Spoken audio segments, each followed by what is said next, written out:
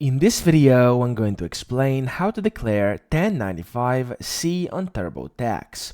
So it's actually quite easy to explain. So you want to go over here to the search box and type form 1095-C. So form 1095 and then C over here. You want to click on it.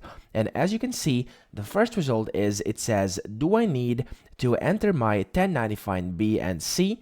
And it's by TurboTax themselves. And it says, no, forms 1095B and C, which is the one we're looking for, are for records only. And the IRS doesn't need any details from them. So as you can see over here and on many different forums, I searched up for you guys over here, there's a bunch of different answers which are all saying that you do not have to enter the 1095C in TurboTax. As you can see, it says you don't need it.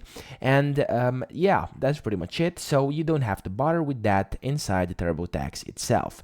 Now, that's pretty much that. I hope this video helped you out. If it did, please subscribe to the channel and help me out as well.